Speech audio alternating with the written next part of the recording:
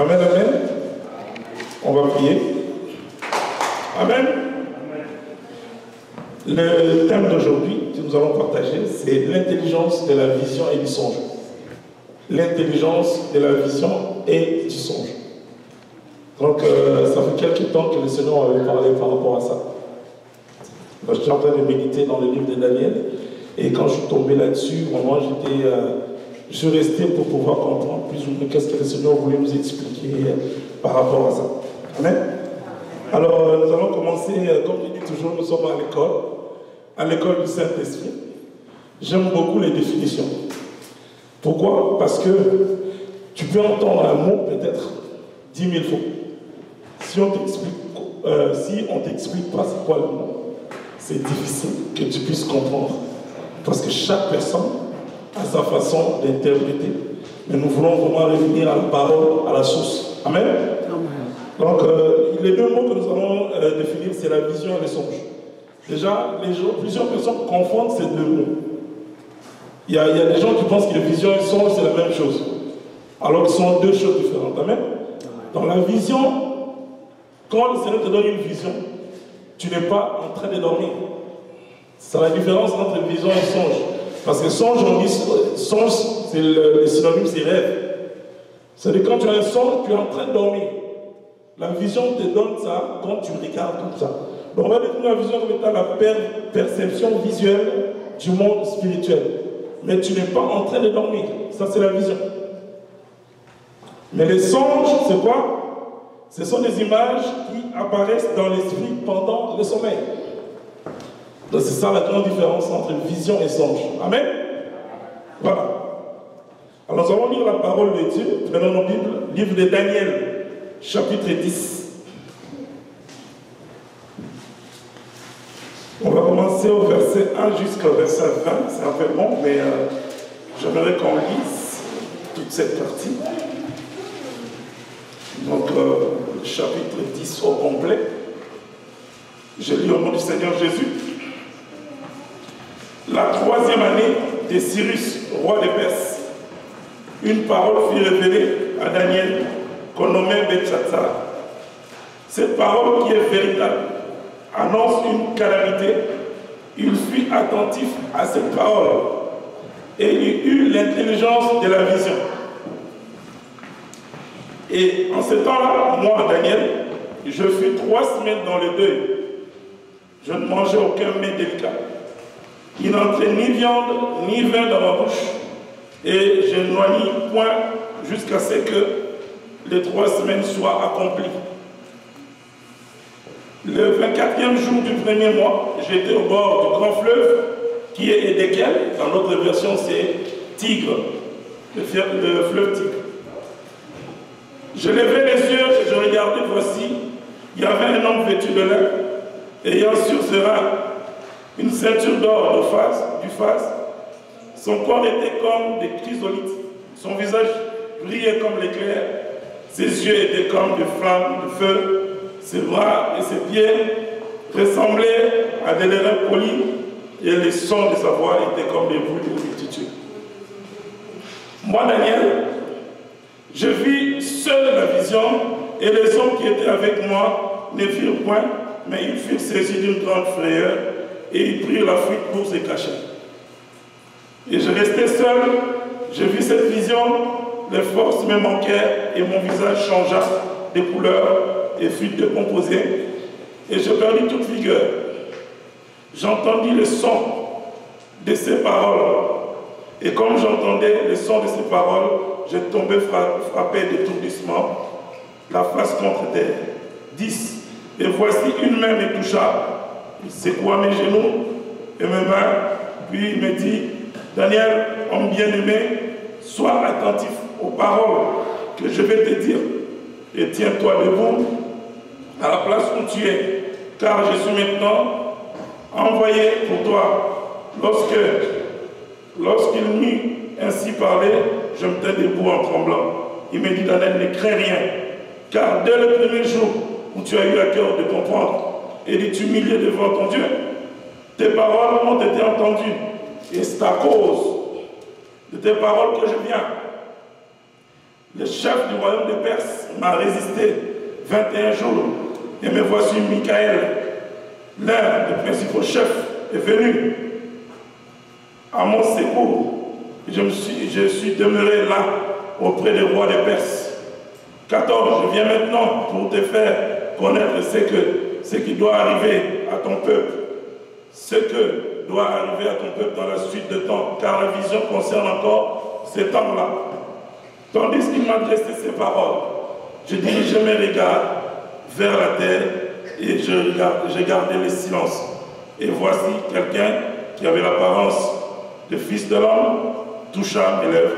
J'ouvris la bouche et je parlais et je dis à celui qui se tenait devant moi, mon Seigneur, la vision m'a rempli de froid. Je perdis toute vigueur. 17. Comment les serviteurs de mon Seigneur pourraient-ils parler à mon Seigneur? Maintenant les forces me manquent. Je n'ai plus de souffle. Alors celui qui avait l'apparence d'un homme me toucha de nouveau et me fortifia. 19. Puis il me dit, ne crains rien, homme bien-aimé, que la paix soit avec toi. Courage, courage. Et comme il me parlait, je repris de force et je dis que mon Seigneur parle, car tu m'as fortifié. Il me dit, sais-tu pourquoi je suis venu vers toi? Maintenant, je m'en retourne pour combattre les chefs de la Perse. Et quand je partirai, voici, le chef de Javan viendra. Mais je vais te faire connaître ce qui est écrit dans les livres de la vérité. Personne ne m'aide contre ceux-là, excepté Michael, votre chef. Amen. Amen, amen. Amen. Amen. Bon, alors la parole nous parle ici d'une vision de Daniel. Le Seigneur a montré une vision à Daniel. Et pourquoi j'ai intitulé ce message l'intelligence de la vision? J'ai rajouté du songe. Parce que ce sont deux choses au travers desquelles le Seigneur nous parle. C'est vraiment des choses au travers desquelles le Seigneur nous parle. Il peut parler, la Bible dit que le Seigneur parle tantôt d'une manière, tantôt d'une autre. C'est parmi les choses par lesquelles le Seigneur nous parle. Ici, nous voyons dans le verset 2, dans le verset 1 plutôt, excusez-moi, la Bible dit ici, cette parole qui est véritable annonce une grande calamité. Je fus attentif à cette parole et eus l'intelligence de la vision. Nous avons déjà défini la vision. Mais je voulais vous faire comprendre ici que le Seigneur nous parle dans les visions, comme dans les songes. Dans le cas de Daniel ici, le Seigneur lui a montré ce qui devait venir à Israël. Donc le Seigneur a annoncé une calamité. Mais il a donné une vision à Daniel. Ce qui m'a vraiment intéressé beaucoup dans le texte, c'est l'attitude de Daniel. Parce que Daniel, c'est un prophète qui est en train de faire le travail de Dieu dans une période très difficile. Parce que Israël est en captivité en Babylone. Amen. Amen. Et maintenant, on voit ici que le Seigneur lui parle. Ce que j'ai trouvé très intéressant, c'est l'attitude de Daniel. Pourquoi? Il était attentif à la parole du Seigneur. Combien de fois nous, bien-aimés, nous manquons cette attention-là? Vous avez bien aimé, j'ai compris quelque chose. Le Seigneur peut déposer quelque chose en toi, mais ta négligence va faire que le Seigneur puisse retirer, donner à une autre personne, ou peut-être retarder. Ici, je vois vraiment Daniel, il est sensible à la parole de Dieu. Amen. Sensible parce qu'il était attentif. Il devait écouter ce que le Seigneur avait pour Israël. Parce qu'un prophète ne vient pas pour annoncer ce que lui-même il a pensé. Nous voyons de nos jours les prophètes qui inventent des choses pour pouvoir annoncer dans l'église, dans les assemblées, dans le monde. C'est du mensonge. Il faut que tu parles de ce que Dieu t'a dit. Je vois ici, je suis content parce que je vois Daniel est sensible à la parole de Dieu. Il est très attentif. Maintes fois, bien aimé, nous négligeons les visions. Il y a même dans certaines assemblées où on bafoue même les visions et les songes. Pourtant, c'est un ministère. J'ai fait les tours de tous les prophètes ici dans la parole de Dieu.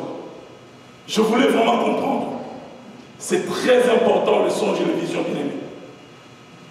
La majorité des prédications, personnellement, que j'apporte, les Seigneur mérite, soit en songe ou bien en vision. C'est ça. Donc je crois que c'est vraiment la vérité. Et si le Seigneur met les dons dans ses enfants, ne les étouffons pas. Laissons les enfants de Dieu qu'ils puissent parler de la part du Seigneur. Et si on voit Daniel est sensible à la parole de Dieu. La Bible dit que j'étais attentif et il eut l'intelligence. Bien-aimé, cette intelligence que Daniel a eue, ce n'est pas par la force d'un homme. C'est parce que Daniel est allé dans la présence de Dieu. Bien-aimé, pour que le Seigneur puisse nous donner son intelligence, nous devons être des femmes et des hommes de prière. Amen. Parce que c'est à partir de ce moment-là, il y aura la révélation du Seigneur dans nos vies. Tant que tu ne pries pas, bien-aimé, tant que tu ne t'approches pas de Dieu, Dieu ne peut pas te donner quelque chose. Et aussi, Satan, le diable, il vole souvent les songes et les rêves et les visions. Vous êtes d'accord avec moi? Est-ce que vous êtes d'accord avec moi? Si vous êtes d'accord avec moi, on dit Amen. Amen. Amen. Satan, il vole les visions. Combien de fois nous sommes restés à oublier nos songes et nos visions? Tu te réveilles, peut-être que le Seigneur avait donné quelque chose de précieux pour que tu puisses annoncer, soit à l'assemblée, soit quelque chose que le Seigneur est en train de te prévenir pour ta propre vie, ou bien pour la vie de ta femme, de tes enfants, de ta famille, de ton assemblée. Mais le diable vient voler pour que Dieu ne puisse pas agir. N'est-ce pas que la Bible dit dans Jean 8 qu'il est le voleur, le père du mensonge? C'est lui. Il vient voler. Dans Jean 10, excusez-moi, il vient voler, détruire, égorger. Voilà. C'est ça qui fait que nous aussi, enfants de Dieu, parfois nous oublions les songes. Nous oublions les visions. Mais maintenant, la vision, l'important c'est quoi? C'est pas pour moi. C'est pour annoncer aux autres. Le Seigneur peut montrer ta vision, c'est pour aussi toi bien sûr, mais pour annoncer, surtout dans les cas de prophètes comme Daniel comme ça. Un serviteur de Dieu, quand le Seigneur te donne une vision, c'est pour annoncer. Et on va même voir plus loin dans les textes que même les gens qui étaient avec Daniel, on va lire ça. Verset 7. Moi Daniel, je vis la vision, seule la vision. Vous comprenez ici? Daniel n'était pas seul quand il marchait. Est-ce qu'on se comprend? Il partait avec des frères. Mais la Bible dit qu'il était le seul à avoir la vision. Vous comprenez maintenant que le salut est individuel. Le Seigneur, quand il veut te parler, il va te parler à toi. Il te parle à toi. Parce que cette vision-là ne concernait pas les autres. Parce que Daniel était un appelé de Dieu. C'est pourquoi le Seigneur voulait que Daniel soit sensible à cette vision. Les autres n'ont pas vu la vision, il était les seuls. La Bible dit même que les autres ont eu peur. Parce que quand on lit là, la Bible dit, les hommes qui étaient avec moi ne virent point, mais ils furent saisis d'une grande frayeur. Donc les amis de Daniel ont eu peur, mais ils n'ont pas vu la vision. Donc le Seigneur a donné la vision qu'à Daniel lui-même. Amen. Faisons attention, bien-aimés. Et Daniel dit, je suis resté seul, j'ai vu cette vision, les forces me manquaient. C'est quand le Seigneur vient nous rencontrer. Bien-aimés, il est le Dieu des gloires. Et il veut faire quelque chose dans la vie de quelqu'un. Et même la Bible dit ici qu'il n'avait plus de force. Daniel a perdu toute sa force. Et le Seigneur avait cette vision-là parce qu'il voulait annoncer à Daniel ce qui allait arriver à Israël. Amen. C'est pourquoi nous avons dit que nous, en tant qu'enfants de Dieu, nous devons être sensibles à la parole de Dieu. Parce que la vision, comme le songe, c'est des choses que le Seigneur nous montre. J'ai dit tout à l'heure que la vision, il va te montrer quand tu ne dors pas. Parce que ici, on voit que Daniel n'était pas en train de dormir. Et les songes, le Seigneur te montrera souvent quand tu es en train de dormir. Mais saisissons ça. Et je voulais encore souligner un point très important. Très important parce que quand on parle de l'intelligence de la vision du songe, beaucoup de songes et de visions ont été mal interprétés. C'est pourquoi aujourd'hui, vous allez vous retrouver avec des visions bâclées. Il y a des gens qui ont créé des visions, par exemple, des cultes des démons, où on voit des démons partout. Il y en a, ça existe. Est-ce que c'est Dieu qui a dit ça? Dieu nous a dit de chasser les démons. Dieu ne nous a pas dit de vénérer les démons. Nous avons vu, Seigneur, le Seigneur peut te montrer quelque chose. Mais tu ne peux pas créer une vie, une église par rapport à cette vision-là. Il y a des églises qui sont créées par rapport aux démons. On chasse que des démons partout. Est-ce que c'est vraiment, ça vient vraiment de Dieu? Non. Moi, je crois que Jésus-Christ nous donne le pouvoir de chasser les démons. Amen. Donc l'interprétation de la vision, là, il faut demander à Dieu. C'est-à-dire que si le Seigneur te donne une vision, un songe, mets-toi à genoux, commence à prier. C'est à ce moment-là que le Seigneur te donnera la vraie révélation qui vient de lui. Amen. Parce que ça arrive que tu interprètes mal, parce que nous ne connaissons pas. Nous ne connaissons pas bien aimé. C'est Dieu qui connaît. Quand il te donne une vision, il te donne un songe, mets-toi à genoux, commence à prier. Demande la révélation à Dieu. C'est Dieu qui va ouvrir l'intelligence. C'est pourquoi nous parlons de l'intelligence de la vision du songe. Ce n'est pas une intelligence du monde. Ça, c'est l'intelligence divine. Tu peux beau être intellectuel sur terre, gloire à Dieu, mais là on parle de l'intelligence biblique, de Dieu, l'intelligence spirituelle, ça ne vient pas de l'homme. C'est vraiment Dieu qui doit te parler. C'est Dieu qui doit te montrer ça, tu dois dire ça. Et ce qui est magnifique aussi, je vois, tout ce que le Seigneur a dit à Daniel, et aussi les autres prophètes, comme Esaïe, Ézéchiel, ils ont exécuté la parole de Dieu. Ils n'ont pas détourné la parole de Dieu. Mais qu'est-ce qu'on voit de nos jours? Des inventions. Le Seigneur t'a dit, par exemple, de t'arrêter à un point, toi tu rajoutes. Ça ne vient pas de Dieu, ça vient de l'homme. Faisons très attention. N'inventons rien. Disons ce que le Seigneur nous dit de dire. Si tu ne dis rien, tu t'étais. Amen. Très important. Beaucoup d'inventions autour de visions, de songes. Le Seigneur m'a montré, mais tu n'as pas prié. Est-ce que le Seigneur t'a donné la vraie révélation? Est-ce que c'est comme ça que tu dois interpréter? Donc ça dit que c'est une vision, un songe qui manque de révélation. Ça dit que ça vient de l'homme, c'est plus charnel. Faisons attention. Parce que nous tous, ici, même nos enfants, ils voient. Moi, parfois, il est là, il vient me voir et dit, papa, j'ai rêvé ça. Si je vois que c'est un cauchemar, je commence à briser directement avec l'enfant. Je dis, sans effet au nom de Jésus-Christ. Je ne laisse pas. Parce que les diables aussi viennent nous attaquer. Donc nous devons être prudents par rapport à ça. Si ça prend une révélation que tu ne comprends pas, ça peut arriver que tu as un songe, tu ne comprends rien du tout. Ou une vision. Mets-toi à genoux, commence à prier, demande la grâce de Dieu. Et le Seigneur va offrir ton intelligence. Amen. Alors, nous allons lire aussi un autre texte. On va revenir sur Daniel. On va lire Ézéchiel 33. Amen, amen. On peut acclamer Jésus. On acclame Jésus plus fort.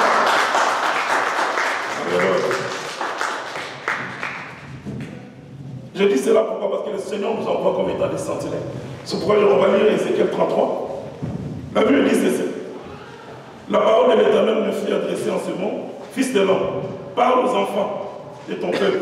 Dis-leur, lorsque je fais venir l'épée sur un pays, et que le peuple du pays prend dans son sein un homme, il l'établit comme sentinelle, si cet homme voit l'épée sur le pays, sonne de la trompette et avertit le peuple, et celui qui entend le son de la trompette ne se laisse pas avertir et que l'épée vienne le surprendre, son sang sera sur sa tête. Il a entendu le son de la trompette et il ne s'est pas laissé avertir, son sang sera sur lui. S'il se laisse avertir, il sauvera son âme. Si la sentinelle voit venir l'épée et ne sonne pas la trompette, si le peuple n'est pas averti, l'épée vient enlever à quelqu'un la vie.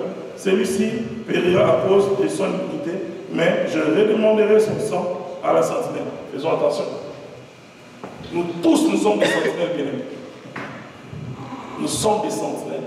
C'est-à-dire quand le Seigneur nous avertit, nous dit quelque chose, nous devons annoncer au peuple. Parce que la Bible dit ici, si tu n'annonces pas, le sang de la personne est sur toi. Faisons attention. Parce que Dieu t'a dit d'annoncer au peuple. Toi maintenant tu les gardes pour toi, ou bien tu dis des mensonges. Donc c'est-à-dire ici, les personnes la meurent. Parce que la mort spirituelle, bien aimé, c'est parfois pire que la mort physique. Quelqu'un qui marche dans la crainte de Dieu, s'il meurt aujourd'hui, gloire à Dieu, il verra Dieu. Amen. Mais si tu ne marches pas dans la crainte de Dieu, tu ne fais pas la volonté de Jésus-Christ sur terre, tu meurs aujourd'hui, tu pars en enfer. Donc faisons très attention. Nous devons annoncer. On ne parle pas seulement des prédicateurs, on parle de tout le monde, bien aimé. Parce que la parole de Dieu n'est pas seulement venue pour les prédicateurs, c'est venu pour tous les frères et sœurs. Ce n'est pas question des titres, il n'y a même pas de titres devant le Seigneur. Amen. Amen. Mais il nous envoie comme des centenaires. Un centenaire, je suis encore allé voir. Je m'intéresse beaucoup ces derniers temps aux définitions. Parce que je veux vraiment que nous puissions comprendre c'est quoi. Nous voyons sur un centenaire. Oui, nous savons que centenaire, par exemple, en Afrique, on sait que non, c'est quelqu'un qui va surveiller notre maison, tout ça. Mais je suis allé voir un peu dans les dictionnaires. Qu'est-ce que ça veut dire? Centenaire, ça veut dire quoi? C'est-à-dire la personne qui a pour tâche de veiller. C'est-à-dire quand vous dormez, quand je prends l'exemple par exemple chez mes parents en Afrique. Hein? Donc, je me rappelle une fois, on avait 3 sentinelles, mais il y a eu vol pareil. 3 sentinelles qui surveillaient la maison de mes parents. Il y a eu vol. Le voleur est venu, il a fait dormir tous les sentinelles. Il a volé les calanques de voiture, il a enlevé le pièce d'automobile, je ne sais pas moi, le phare de voiture, le rétroviseur. Toutes les voitures qui étaient là étaient complètement volées. Et quand on s'est réveillé le matin, mon père a chassé tous les 3. Il les a chassés.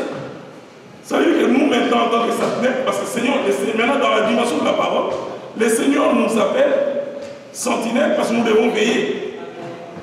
Si nous ne veillons pas, qu'est-ce qui va arriver? Il va nous chasser. On ne va pas entrer dans le royaume des cieux. Donnons la vision qui vient de Dieu. Un songe que Dieu t'a livré. Si tu n'as pas compris, peut-être pas encore le temps de prier. Ne viens pas dire au peuple de Dieu quelque chose qui vient de toi. C'est dangereux, bien-aimé. Craignons Dieu. Craignons vraiment Dieu. Parce que je vois ici sentinelle, ça veut dire soldat aussi. Ça veut dire gardien. Donc nous devons nous garder les uns les autres. Toi, tu es mon gardien, frère David. Moi, je suis ton gardien. Docteur Jean, tu es mon gardien. Je suis ton gardien. C'est-à-dire nous devons nous garder. Quand je vois quelque chose, frère Memba, ça ne fonctionne pas. Je viens te dire avec amour. Je te préviens. Parce que si la Bible dit, si tu ne le fais pas, ça dit que si un problème arrive dans la vie de ton frère ou de ta soeur, Dieu va demander à toi le sang de la personne. Amen, amen. Donc faisons attention. Étant donné que nous sommes des sentinelles, verset 7. Et toi, fils de l'homme, je t'ai établi comme sentinelle sur la maison d'Israël. Tu dois écouter la parole. Bien aimé, écoutons la parole. Écoutons la parole. Regarde bien, quelqu'un qui regarde trop des films. Je suis désolé de vous dire ça. Parce que je commence à me discipliner en tant qu'enfant de Dieu. Jouons pas. Je ne dis pas qu'on ne peut pas regarder le film, mais disciplinons notre vie. Parce que si tu regardes trop de films, tu vas faire des cauchemars aussi. Moi, je vis ça avec les enfants. Parfois, elle a regardé son film, il y a beaucoup de films d'horreur. L'enfant regarde le film, et la nuit, elle va voir les mêmes affaires qu'elle avait vues dans le film, et commence à traumatiser l'enfant dans la nuit. Je ne dis pas qu'on ne peut pas regarder un film, je n'ai pas dit ça. Mais gérons notre temps pour le Seigneur. Amen. Si un chrétien peut passer trop de temps à regarder seulement des films ou des choses du monde, je ne refuse pas, nous devons être formés, nous devons être, oui, mais prenons le temps de chercher Dieu. Amen. Parce que même dans la vision des songes que le Seigneur te donne, ça dépendra aussi du temps que tu passes dans sa présence. Amen. Amen. Si tu ne passes pas beaucoup de temps avec Dieu, tu es toujours en train de zapper, de regarder telle émission, tu finis. Mais non, ce temps-là, va prier. Va chercher Dieu pendant ce temps-là. Si un film à voir, il n'y a pas de problème, tu peux aller au cinéma. Moi, nous, on n'est pas ici dans les chrétiens vieillots. Non, ici, il y a une liberté. Parce que la Bible dit, Christ nous a franchis pour la liberté. Tu as le choix à faire.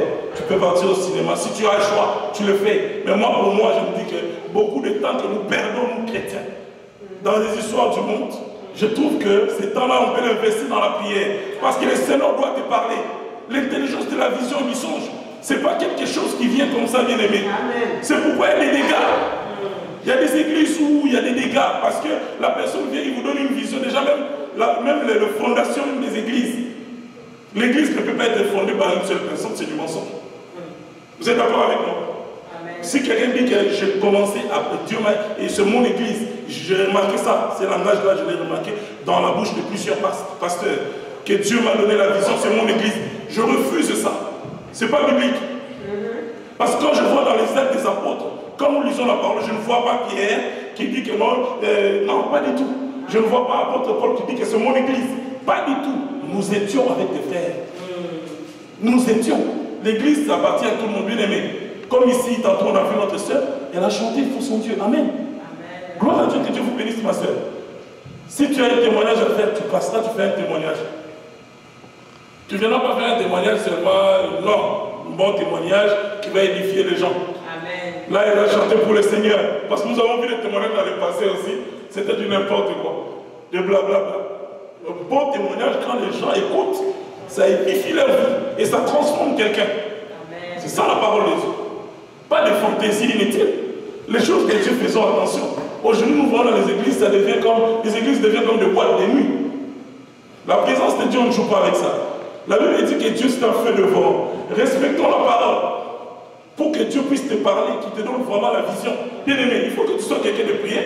Un homme, une femme de prière. Sinon, tu vas dire des choses par ta chair. Tu restes toute la journée, tu regardes 5 films, c'est trop. C'est trop, bien aimé. Arrête un peu ta télé. Arrête l'ordinateur. Va dans la présence de Dieu. Va dans la présence de Dieu. Même les informations, on écoute aussi, Les télévisions comme RDI, ce sont des informations à répétition. Tu l'as déjà écouté, arrête. Va prier, demain tu écouteras encore. Nous passons du temps, bien-aimés. Nous détruisons le temps, alors que nous sommes au temps de la fin.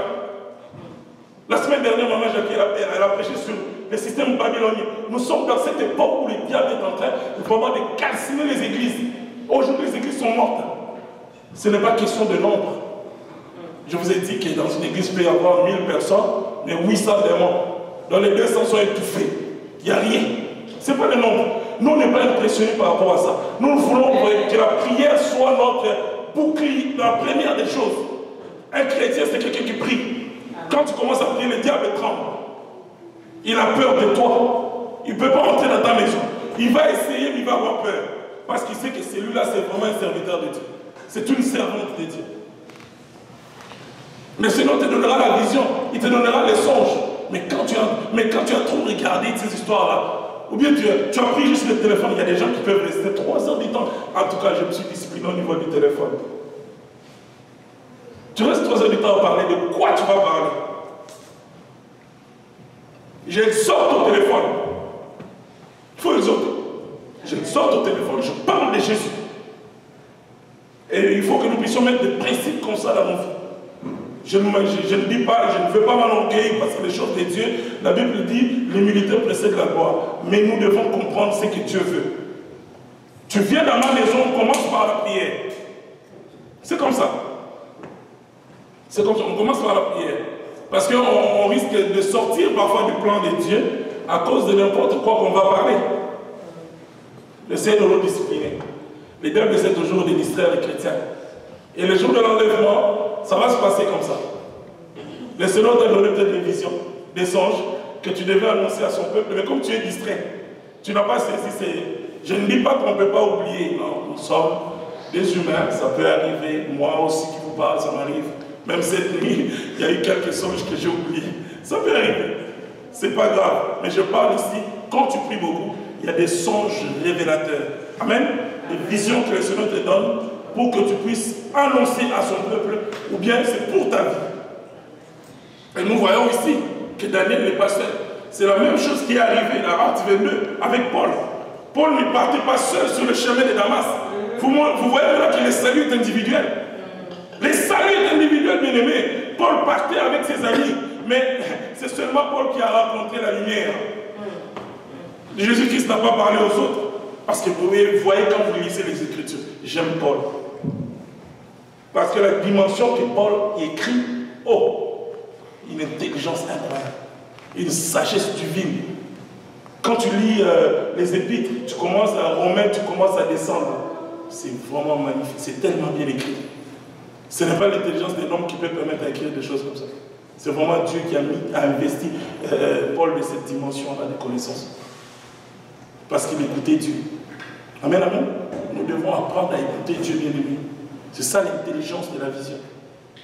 Dieu te dit quelque chose en vision, en songe, demande à Dieu l'interprétation et annonce au peuple de Dieu comme Dieu te l'a dit. Amen, amen. Amen. On peut acclamer Jésus. Yes, gloire à Dieu. Alléluia. Ézéchiel toujours. Nous avons dit tu dois écouter la parole qui sort de ma bouche. Verset 7. Ézéchiel 33, 7. Et les avertir de ma part. Quand tu dis au méchant, méchant tu mourras, si tu ne parles pas pour détourner le méchant de sa voix, le méchant mourra dans son iniquité. Et je demandais aux autres, mais comment est-ce que les pasteurs ou les serviteurs de Dieu flattent les hommes forts de cette terre? Il y a même d'autres qui vont dire des prophéties, des joies. Non, Dieu a dit que c'est toi qui seras le président éternel. C'est toi qui viendras pour sauver ces peuples-là. Ce n'est pas le cas avec Ézéchiel. Jérémie, par exemple, on l'appelle le prophète de Malheur. Les gens ne l'aimaient pas. Quand il avançait, les autres partaient. Mais il parlait de la part de son Dieu. C'est ça. Amen, amen. Amen. Et nous voyons aujourd'hui les prophètes qui sont dans des palais des rois. Ils vont aller manger les mets démoniaques. Pourtant, Daniel, un jeune, il était aussi dans la cour du roi. Il a refusé. Bien aimé, dans la cour du roi, la nourriture que vous mangez là, tu risques de manger la chair humaine. Il y a des gens qui aiment tellement l'argent aujourd'hui, même des prédicateurs, qui vont aller quémander l'argent. Bien aimé, Dieu, il pourvoit à nos besoins. C'est pourquoi, quand vous voyez dans une assemblée, les gens mettent trop d'emprise sur l'argent. Jésus-Christ est sorti. Il n'est plus là, c'est maman qui vient s'asseoir, Babylone. C'est ça. Parce que la parole de Dieu doit rester pure. Vous comprenez? C'est ça en fait, cette dimension-là. Je suis toujours dans la vision et songe, mais je voulais juste faire comprendre que le peuple de Dieu, parlons de la part de Dieu. Comme Dieu a dit à Ézéchiel ici. Sentinelle, surveille mon peuple. Tu ne dois pas dormir. Je ne dis pas qu'il ne faut pas faire des rêves. Il ne faut pas dormir, non. Dormir, ils ont dit veiller dans la prière. Parce que l'interprétation toujours, ah le frère avait dit que non, moi je ne peux pas dormir. Non. Nous tous, nous devons dormir. Tu dois être en forme. Demain, tu dois travailler. Tu dois faire aussi, tu dois aller à l'école. Quand on parle de veiller ici, c'est dans la prière. Les soldats veillent. Il y a un soldat, il y a des soldats. Moi, j'ai vu des soldats sans armes. Soldats sans armes. Pour un soldat qu'on a désarmé, c'est grave. On les tue comme une mouche. C'est ça, les chrétiens. Ils ont pris la Bible, ils l'ont jetée. Du lundi au samedi, tu n'as même pas ouvert ta Bible. Le dimanche, avant de venir, tu essaies d'enlever tes poussières un peu, tu viens ouvrir la Bible. Tu n'as pas lu. Aujourd'hui, nous avons des médias. Nous avons la technologie. Même si tu n'ouvres pas un format papier, vous avez des cellulaires, nous avons téléchargé nos Bibles. Vous avez des tablettes, Android, tout ça. Tu peux aller dans ton lieu de travail pendant ton break, tu ouvres ton cellulaire. Tu lis ne fût-ce qu'un verset. Tu ne sais pas le seul verset que tu viens de lire. Qu'est-ce que ça peut apporter dans ta vie? Faisons attention, bien-aimés. Ne laissons pas les diables nous engloutir. Parce que les diables est jaloux. Vous voyez, quand nous allons revenir dans Daniel 10, attention, si Dieu envoie le Gabriel, parce que l'ange qui vient annoncer la parole, c'est Gabriel. C'est vrai que dans les textes, on n'a pas donné son nom, mais l'ange qui annonce la parole, c'est Gabriel. Même avec Marie, quand nous voyons dans l'évangile, c'est Gabriel qui est allé annoncer à Marie. Je vous salue, Marie. Et ce qui a été transformé aujourd'hui comme une prière, c'est même pas une prière, c'est juste une salutation. Les gens prient Marie parce qu'ils ignorent qui est réellement Jésus-Christ. S'ils avaient compris qui était Jésus, ils n'allaient pas prier Marie. Amen. C'était juste une salutation, on ne peut pas prier Marie. On prie Jésus. Amen.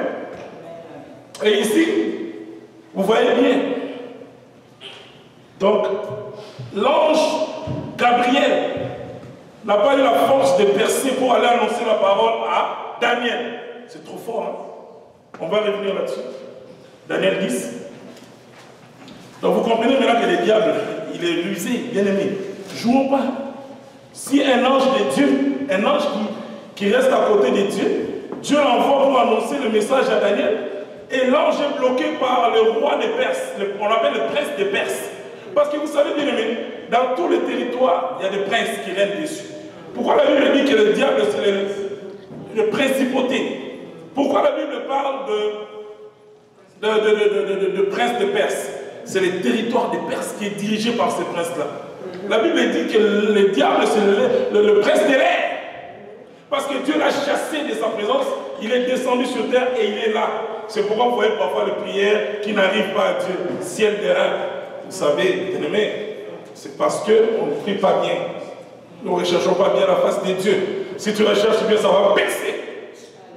Et quand tu lis dans Apocalypse 8, tu vas voir. Il reçoit ça dans l'ascenseur dehors que l'ange amène. Et ce sont les prières des anges qui montent, des chrétiens. Quand tu pries, c'est l'ange qui amène cette prière vers le Seigneur. Et le Seigneur est dans la joie. Et il y a des tremblements de terre.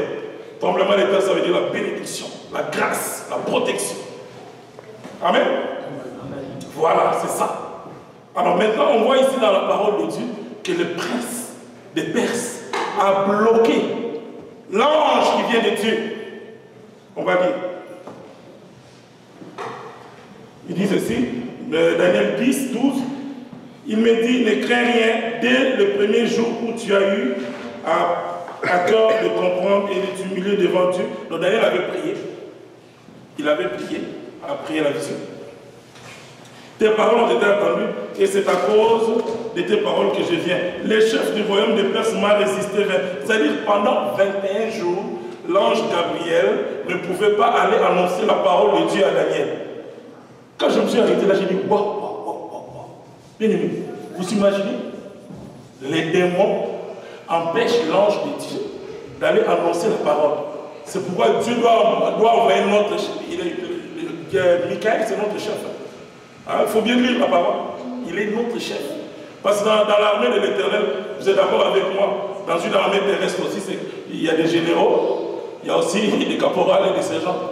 Lui, c'est un général, Michael. Parce que Gabriel est parti, il n'a pas pu annoncer la parole. Malgré que Daniel était dans la position de prier. Jouons pas avec les diables. Ils nous détestent, bien aimés. Faisons pas des concessions avec les diables.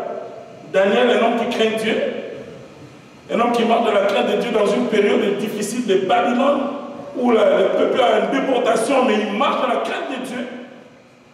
Les diables empêchent l'ange Gabriel d'aller lui annoncer la parole. Bien aimé. Dieu doit envoyer Michael, l'archange Michael, qui doit venir, pas seulement l'archange, parce que chaque ange a son rôle qu'il joue. Le rôle de Gabriel, c'est d'annoncer. Mais l'archange Michael, c'est l'archange de combat. C'est lui le général de combat. Amen. On acclame Dieu pour ça, parce que nous avons aussi des anges que Dieu nous donne pour combattre contre l'ennemi. Et c'est là que l'archange Michael viendra pour détruire. Donc si l'archange Michael n'était pas venu, bien aimé, le message n'allait pas passer. Et quand j'ai lu ça, j'ai dit, waouh, quelle dimension, quelle puissance. Ce n'est pas pour glorifier les diables, mais le Seigneur l'a lâché avec sa puissance. Parce qu'il empêche l'ange de Dieu d'annoncer la parole à son serviteur. C'est Michael qui doit venir, quand nous lisons, suite verset 13, Michael, l'un des principaux chefs, est venu à mon secours. Je suis demeuré là auprès du roi de Perse. Donc ça dit que Michael est venu secourir Gabriel. Et il était là, il ne pouvait rien faire, parce que lui devait juste l'annoncer, mais les démons de Perse ont empêché la route.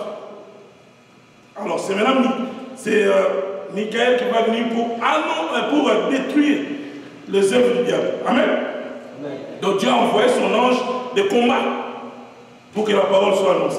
Mais ce qui est intéressant, ce que je vois, c'est que Gabriel est en train de dire à Daniel, depuis qu'il avait commencé à prier, c'est l'attitude. C'est-à-dire Daniel avait jeûné pendant 21 jours. Il avait laissé un peu la nourriture, tout ça, il a pris, mangé légèrement. Et ici, on voit par son ange, le Seigneur, depuis que tu avais commencé à prier, Dieu avait déjà exaucé ta prière. Mais bien aimé, parfois quand tu commences à prier, il ne faut pas arrêter, il faut continuer. À moins que Dieu te dise maintenant que tu arrêtes, là tu vas arrêter. Parce que parfois la bénédiction que Dieu veut te donner là, c'est après insistance. Vous savez, il y a des choses qui arrivent facilement, mais il y a d'autres choses qu'il faut vraiment insister. Parce que le Seigneur veut voir aussi ta foi, il veut voir aussi la dimension, ton amour envers lui. Amen, amen. Alléluia, j'aime beaucoup la parole de Dieu. Amen, amen. J'aimerais qu'on acclame Jésus très fort. Yes, hallelujah.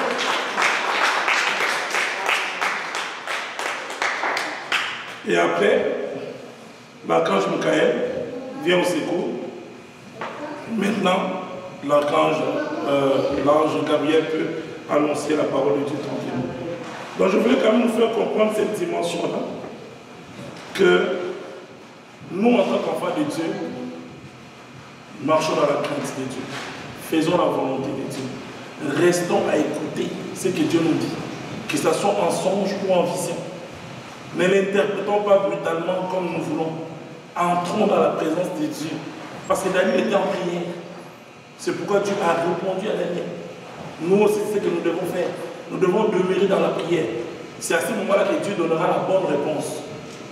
Une réponse qui vient de l'Éternel. Amen.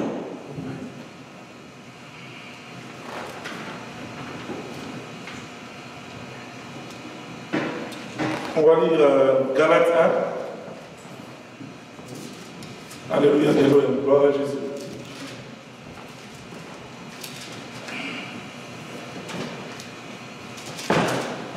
Épître aux Galates, chapitre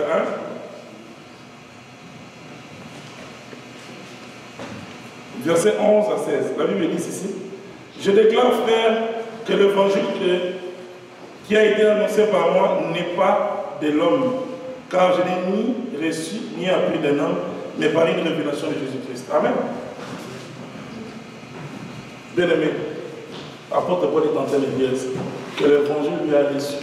Parce que nous savons ce qui s'est passé dans les Actes des Apôtres, acte 22. Il avait rencontré Jésus sur le chemin de Damas et nous pouvons comprendre qu'est-ce qui se passe par la suite. C'est-à-dire que Paul est en train de dire que son évangile qu'il prêche, l'évangile que Paul prêche ne vient pas de l'homme. L'évangile que Paul prêche vient de Jésus-Christ. Parce que, bien aimé, comprenons quelque chose. Si l'évangile que tu prêches vient de l'homme, tu seras déçu. Parce que l'homme peut changer. Et l'homme n'est pas parfait. Ça, c'est l'évangile qui vient de Jésus-Christ. C'est pourquoi vous pouvez voir que Dieu a utilisé aussi Paul très puissamment. Il a utilisé puissamment et il a dit ceci dans le verset 13. Il dit, vous avez reçu en effet quelle était autrefois ma conduite dans le judaïsme, comment je persécutais à outrance et ravageais l'église de Dieu, et comment j'étais plus avancé dans le judaïsme que beaucoup de ceux de mon âge et de ma nation, étant animé par les ailes excessives pour les traditions de mes pères. Bien aimé, il faut qu'on voie un changement. Si nous sommes comme ça, on va dire on doit avoir un changement. Parce que nous sommes appelés des sentinelles. Le Seigneur nous donne cette intelligence de pouvoir interpréter les visions et les songes pour que nous puissions l'annoncer au peuple de Dieu. Donc nous devons être intelligents. Cette intelligence doit être marquée par la crainte de Dieu. Ici on voit la vie antérieure de Paul et sa vie postérieure. C'est-à-dire que si après avoir reçu Jésus-Christ, on voit toujours que dans ta vie tu ne marches pas dans la crainte de Dieu, tu ne fais pas la volonté de Dieu, il y a un sérieux problème. Il y a un sérieux problème. Un chrétien, c'est quelqu'un qui est transformé par la parole. Qui est transformé par la parole. Donc il faut que la parole soit vraiment dans ta vie. À ce moment-là, tout ce qui est du monde va tomber. Même les amitiés.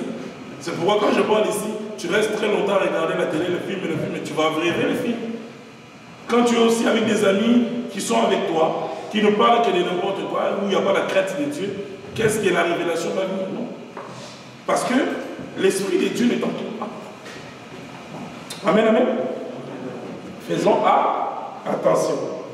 Donc Paul ici explique qu'il a persécuté l'Église, mais lorsqu'il plut à celui qui m'avait mis à part dès le sein de ma mère.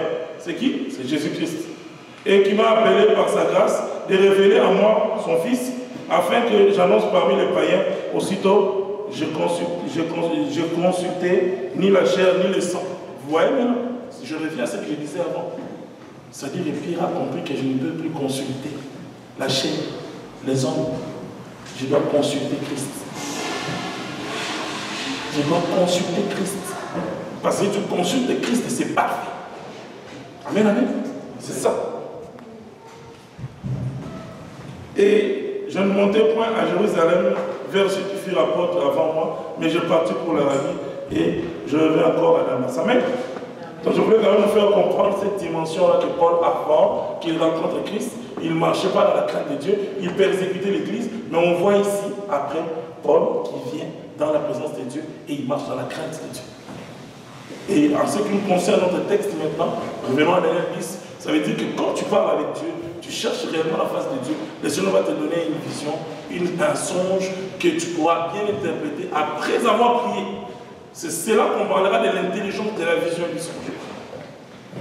Parce que tu dois annoncer aux païens, tu dois annoncer aussi à tes frères les révélations que Dieu a mis en toi. Mais tu ne peux pas le faire dans la chair. Amen. Dernier verset. Luc 12. Amen, amen. J'aime beaucoup Jésus. Parce que la parole de Dieu, c'est ça qui nous change, c'est ça qui nous transforme. Amen. 12. À partir du verset 37. Luc 12. Qu'est-ce que la Bible dit?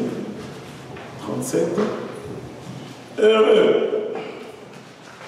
ces serviteurs que le maître à son arrivée trouvera veillant. Nous avons parlé des sentinelles ici. Je vous l'ai dit, en vérité, il s'entra et le fera mettre à sa table. Il s'approchera pour les servir. Qu'il arrive à la deuxième ou à la troisième, veille heureux ses serviteurs, s'ils trouvent veillant, sachez-les bien. Si le maître de la maison savait à quelle heure le voleur doit venir, il veillerait et ne laisserait pas percer sa maison. Vous aussi, tenez-vous prêts, car le Fils de Dieu viendra à l'heure où vous n'y pensez pas. Bien aimé, Jésus-Christ reviendra comme un voleur. Il ne va pas annoncer son retour. Alors nous en tant que sentinelles, tu dois veiller. Tu dois veiller. Il faut que tu sois... Et quand on parle d'éveiller, tu dois demeurer dans la parole, dans la prière. C'est à ce moment-là que Dieu te donnera la révélation. C'est à ce moment-là que Dieu ouvrira ton intelligence. Parce que nous avons parlé de la vision. Je vous ai dit que même que les visions et les songes ont fait même que les gens ont inventé des choses. Mais là, quand tu es réellement dans la présence de Dieu, Dieu va ouvrir ton intelligence et tu diras des choses qui viennent de sa part. Et non des choses qui viennent de la part d'un homme ou de toi-même. Amen. On acclame Jésus.